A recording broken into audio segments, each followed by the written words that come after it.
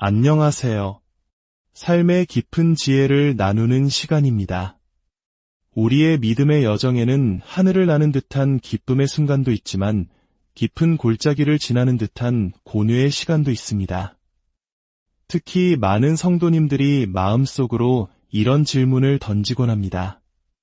나는 분명 하나님을 사랑하고 그분의 뜻대로 살기 원하는데 왜 내 안에서는 여전히 죄와의 싸움이 이토록 치열하게 벌어지는 것일까?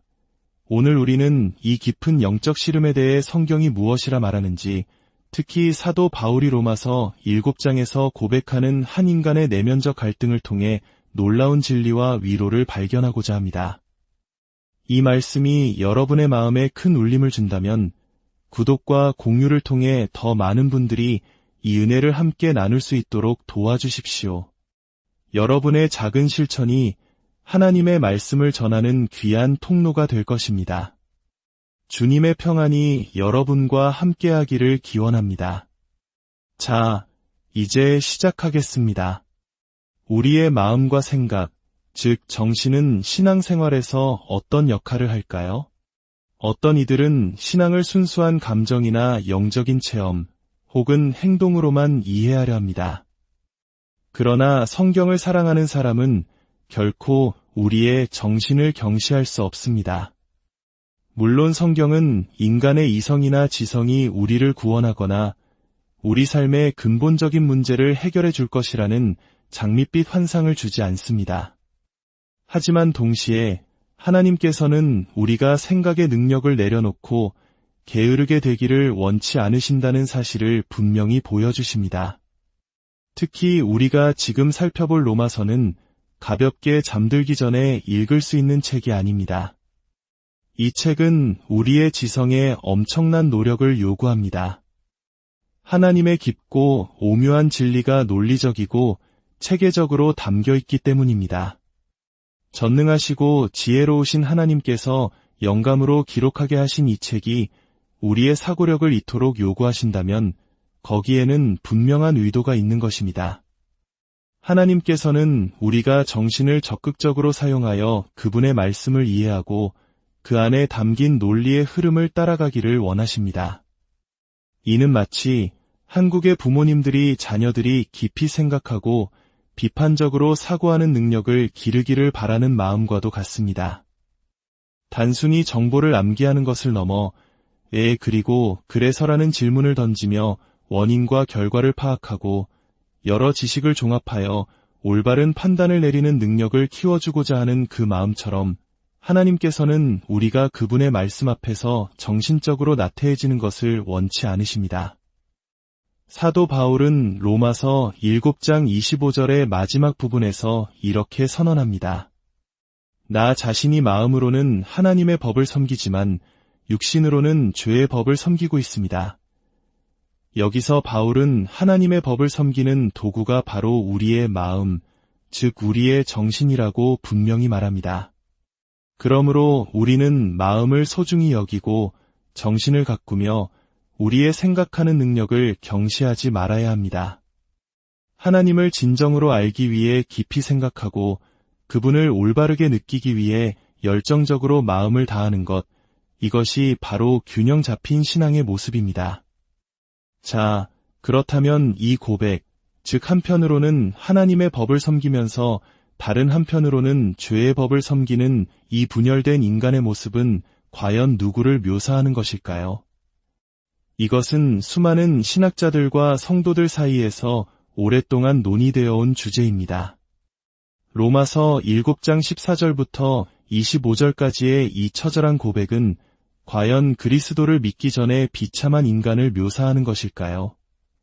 아니면 구원받고 성령님이 내주하시는 그리스도인의 현실적인 모습을 그리고 있는 것일까요? 저는 이 말씀이 바로 거듭나고 의롭다 칭함받고 성령님이 내주하시는 그리스도인의 내면을 묘사하고 있다고 믿습니다. 그리고 그 10번째 증거가 바로 방금 읽은 25절 말씀에 있습니다. 많은 사람들이 7장의 이 고통스러운 묘사는 그리스도를 믿기 전의 삶이며 24절에 오호라 나는 곤고한 사람이로다. 이 사망의 몸에서 누가 나를 건져내랴 라는 외침과 25절에 우리 주 예수 그리스도로 말미암아 하나님께 감사하리로다 라는 선포를 통해 마침내 이 절망적인 상태에서 벗어나 8장의 승리하는 삶으로 넘어간다고 해석합니다. 그들의 해석에 따르면 25절 전반부는 실패로 가득했던 7장의 삶을 끝내고 영광스러운 8장으로 넘어가는 전환점이 됩니다. 누가 나를 이 실패의 경험에서 구원할 것인가? 라는 질문에 하나님께서 그리스도를 통해 하신다. 라고 답하며 이제 성령의 능력으로 죄와 사망의 법에서 해방되어 승리하는 삶을 살게 된다는 것입니다. 하지만 여기에는 한 가지 큰 문제가 있습니다. 바울의 말이 거기서 끝나지 않는다는 점입니다. 만약 25절 전반부가 과거의 실패를 끝내는 승리의 선언이라면 바로 뒤따르는 그런즉 내 자신이 마음으로는 하나님의 법을 육신으로는 죄의 법을 섬기노라 라는 요약문은 도무지 설명할 길이 없습니다. 이 구절은 승리로 전환되었다는 해석에 큰 걸림돌이 됩니다. 오히려 우리는 이 말씀의 순서를 정직하게 따라가야 합니다. 24절의 질문을 다시 한번 자세히 보십시오. 누가 나를 건져내랴? 이 질문은 누가 나를 이미 건져냈는가? 라는 과거형 질문이 아닙니다. 누가 나를 앞으로 건져낼 것인가? 라는 미래를 향한 질문입니다. 그리고 그에 대한 대답은 하나님께서 우리 주 예수 그리스도를 통해 나를 건져내실 것입니다. 그분께 감사합니다. 입니다. 이렇게 이해하면 그 뒤에 이어지는 문장이 완벽하게 이해됩니다. 하나님께서 장차 이 세상의 끝에서 혹은 내 삶의 마지막 날에 나를 최종적이고 완전하게 자유롭게 하실 때까지 나는 한편으로는 내 마음으로 하나님의 법을 섬기고 다른 한편으로는 내 육신으로 죄의 법을 섬기는 분열된 상태로 살아갑니다. 이것이 바로 로마서 7장이 말하는 그리스도인의 현실적인 삶의 요약입니다. 이 구절은 실패의 삶에서 승리의 삶으로 넘어가는 극적인 전환점이 아니라 앞으로 올 최종 승리를 예고하면서 그날이 오기까지 계속될 우리의 내면적 갈등을 솔직하게 요약하고 있는 것입니다. 그렇다면 바울이 말하는 마음과 육신은 정확히 무엇을 의미할까요? 여기서 우리는 매우 중요한 신학적 오해를 피해야 합니다. 바울은 정신은 본질적으로 선하고 몸은 본질적으로 악하다라고 말하는 것이 결코 아닙니다. 여기서 말하는 마음은 타락으로 인해 오염되지 않은 순수한 인간의 이성을 의미하지 않습니다. 로마서 1장 28절은 타락한 인간이 상실한 마음을 가지고 있다고 말합니다. 상실한 마음으로는 하나님의 법을 섬길 수 없습니다. 바울이 말하는 마음은 로마서 12장 2절에서 언급된 바로 그 마음입니다. 너희는 이 세대를 본받지 말고 오직 마음을 새롭게 함으로 변화를 받아 하나님의 선하시고 기뻐하시고 온전하신 뜻이 무엇인지 분별하도록 하라. 그렇습니다. 여기서의 마음은 성령님에 의해 새롭게 되고 하나님의 말씀을 통해 계속해서 새로워지고 있는 마음을 가리킵니다. 이 새롭게 된 마음으로 우리는 하나님의 법을 섬깁니다. 그렇다면 육신은 무엇일까요? 이 역시 단순히 우리의 물리적인 몸을 의미하지 않습니다. 갈라디아서 5장은 육신의 일을 열거하면서 음행이나 더러운 것뿐만 아니라 다툼, 시기, 분노, 질투와 같은 정신적이고 감정적인 죄들도 포함합니다. 따라서 육신이란 우리가 구원받은 후에도 여전히 우리 안에 남아있는 변화되지 않은 옛 타락한 본성의 총체를 의미합니다. 이 옛 본성은 우리의 몸을 통해 표현될 수도 있고 우리의 생각을 통해 나타날 수도 있습니다. 골로새서 2장 18절은 심지어 육신의 생각이라는 표현을 사용하기도 합니다. 결론적으로 바울은 이렇게 말하고 있는 것입니다.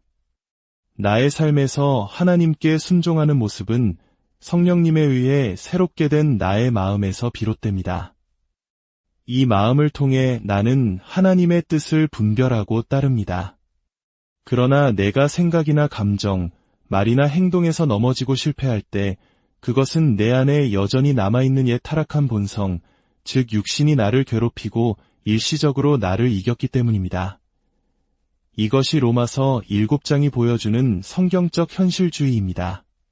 그렇다면 우리는 이 진리를 붙들고 어떻게 살아가야 할까요?